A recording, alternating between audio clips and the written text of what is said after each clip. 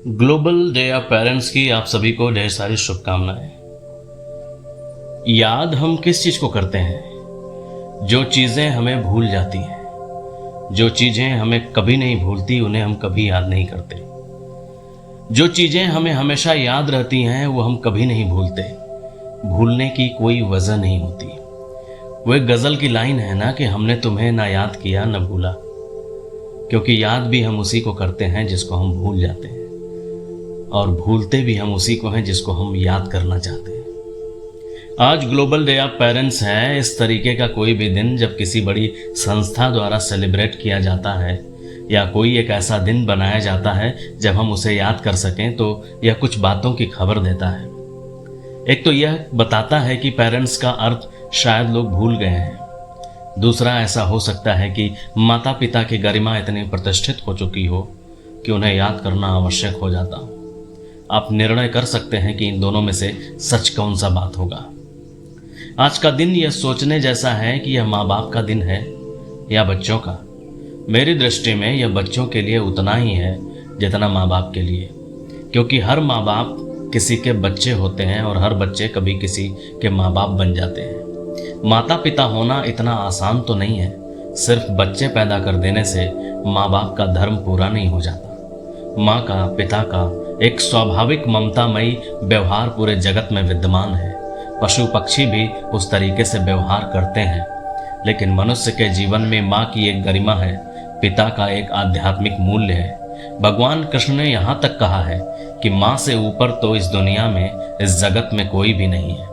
साक्षात भगवान भी माँ से नीचे ही आते हैं। माँ से अगर भगवान ऊपर होते तो माँ के गर्भ से होकर नहीं आते, वे प्रकट होकर आते। मगर नहीं, भगवान को भी जब इस धरती पर अवतरित होना पड़ता है तो माँ के गर्भ से ही होकर आना पड़ता है। बच्चे पैदा होने से लेकर जिंदगी के विभिन्न पड़ावों तक माँ एक सफर में होती है। बच्चे की परवरिश से लेकर उसके उठने बैठने, खाने पीने, सब कुछ के वास्ते माँ को हर क्षण अपने में एक सजगता लिए हुए होना होता है, और वह सजगता ही उसे आध्यात्मिक तलों पर एक नए आयाम में प्रवेश करा देती है। क्योंकि आध्यात्मिकता का एक ही तो सूत्र है, सजग होकर जिंदगी को देखना। या तो खुद को देखो, इतना लीन हो जाओ कि पूरी दुनिया को भूल जाओ और खुद को पा जाओ, या किसी दूसरे में इस तरह मिट जाओ कि स्वयं को भूल जाओ और तुम दूसरा ही बन जाओ। स्वयं के मिटने में भी तुम खुद को पा जाते हो। इसलिए माँ के लिए आसान हो जाता है, क्योंकि माँ के लिए अपने बच्चे में मिटना सबसे आसान काम है। वह इस धर्म को आसानी से उपलब्ध कर जाती है जो पुरुष कभी ध्यान करके या कभी योग करके पूरी कर पाता है। इसलिए माँ का होना अपने आप में स्वाभाविक रूप में स्त्री को गरिमा देता है, जो सामान्य तौर पर किसी को उपलब्ध नहीं होता। और पिता का मूल्य अगर देखें तो माँ से रत्ती भर भी कम नहीं है। शायद साधना की दृष्टि से उससे मूल्य कहीं ज्यादा भी हो सकता है, क्योंकि माँ को वह स्वाभाविक तौर पर प्रकृति से मिला है जो पुरुष को नहीं मिला। माँ तो स्वाभाविक रूप में उस धर्म को उपलब्ध हो जाती है, लेकिन पिता बनता है या नहीं बनता, यह एक मान्यता ही है। तो पिता को पिता बनने की गरिमा उपलब्ध करने में या करवाने में जिस यात्रा का अनुभव करना पड़ता है, वह इतना अटूट श्रद्धा से भरा हुआ है जिसका हिसाब लगाना मुश्किल है।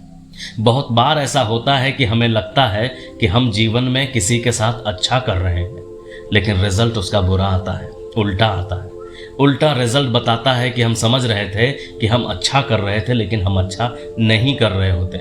इस बात को बड़ी सजगता से माता पिता को देखना पड़ता है, और यही चीज़ बच्चों को भी देखना चाहिए कि बच्चों को कभी ऐसा प्रश्न न पूछना पड़े कि माँ बाप ने उनके लिए क्या किया, बल्कि बच्चों को प्रश्न यह पूछना चाहिए कि उन्होंने माँ बाप के लिए क्या किया।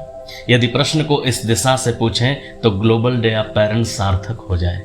आज माता पिता को याद करने का दिन है। इन अर्थों में अच्छा है कि कुछ बातें हम भूल जाते हैं जो हमें भूलनी नहीं चाहिए, क्योंकि कुछ अच्छी बातों के भूलने पर हमारे अच्छे समाज की जो संकल्पना है वह धराशायी हो जाती है।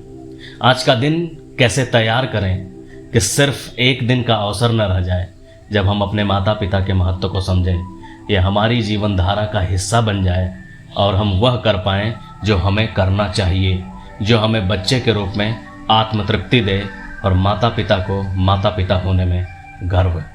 धन्यवाद।